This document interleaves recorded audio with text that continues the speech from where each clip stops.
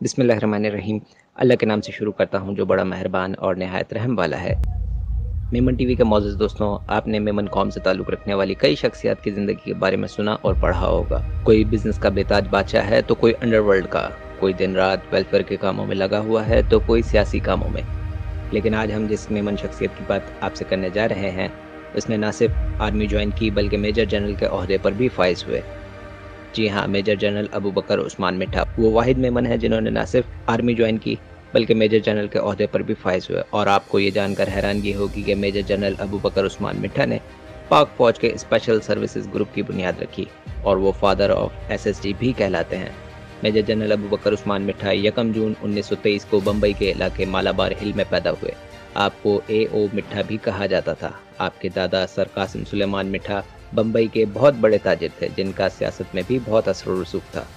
लेकिन आपने Shahana life style को छोड़कर आर्मी ज्वाइन करने का फैसला किया और इब्तदाई तालीम मुकम्मल करने के बाद इंडियन मिलिट्री अकेडमी देहरादून में इब्तदाई तरबियत मुकम्मल की और इंडियन आर्मी में कमीशन हासिल किया। वर्ल्ड वॉर 2 में मेजर जनरल अबू बकर उस्मान मिठा ने बर्मा के बॉर्डर पर अपने फ़राइज़ अंजाम दिए और इसके बाद वो लेफ्टिनेंट के ओहदे पर फाइज हो गए। 1947 के बाद इनकी फैमिली तो इंडिया में ही रही लेकिन वो पाकिस्तान आ गए और पाकिस्तान आर्मी को ज्वाइन किया। 1956 में आपको सूबा सरहद के इलाके चिराट में SSG की बुनियाद रखने की जिम्मेदारी सौंपी गई, जिसे आपने बखूबी निभाया। यही वजह है कि आपको फादर ऑफ SSG कहा जाता है। आपकी सिलेक्शन के क्राइटेरिया का अंदाज़ा इस बात से लगाया जा सकता है कि 1000 वेल ट्रेंड फौजी जवानों में से 60 से 70 जवानों को ही सेलेक्ट करते और जो ट्रेनिंग आप जवानों को देते वो इतनी सख्त होती कि ट्रेनिंग मुकम्मल करने के बाद वो कमांडो किसी भी मौसम में किसी भी महाज पे बिना हथियार के भी ना सिर्फ सर्वाइव कर जाता बल्कि गोरिल्ला कार्रवाई करके दुश्मन को ये बावर करवा देता कि उसने मेजर जनरल अबू बकर उस्मान मिठा के ज़ेर सरपरस्ती ट्रेनिंग मुकम्मल की है।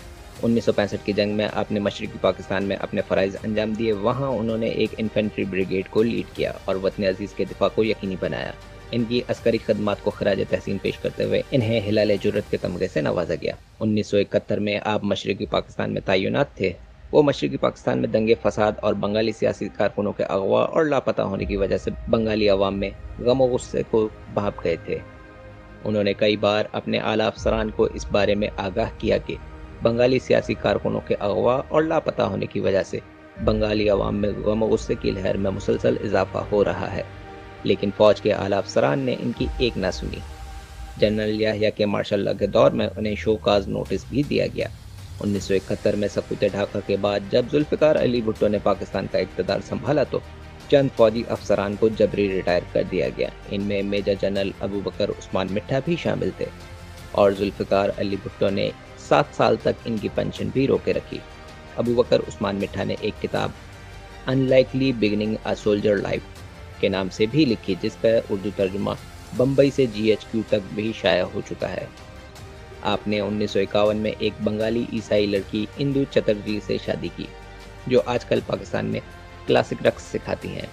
2020 में सदर आरिफ अलवी ने इनकी फ़नी खदमात को सराहते हुए इन्हें प्राइड ऑफ परफॉर्मेंस के तमगे से भी नवाजा। इनकी बेटी तहरीमा मिठा भी एक कोरियोग्राफर हैं। दिसंबर 1999 में मेजर जनरल अबू बकर उस्मान मिठा इस जहान फ़ानी से कूच करके अपने खालिक हकीकी से जा मिले। इन्हें पूरे फौजी एजाज़ के साथ रावलपिंडी में सपुर्द खाक किया गया। इन्हें इनकी ज़िंदगी में 3 अवार्ड्स मिले। इनमें निशान पाकिस्तान, सितारे कायद-ए-आज़म और हिलाल जुर्रत शामिल हैं।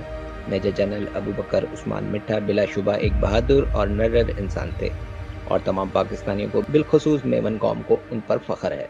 इकबाल ने क्या खूब कहा है, अफराद के हाथों में है अक़वाम की तकदीर, हर फर्द है मिल्लत के मुक़द्दर का सितारा।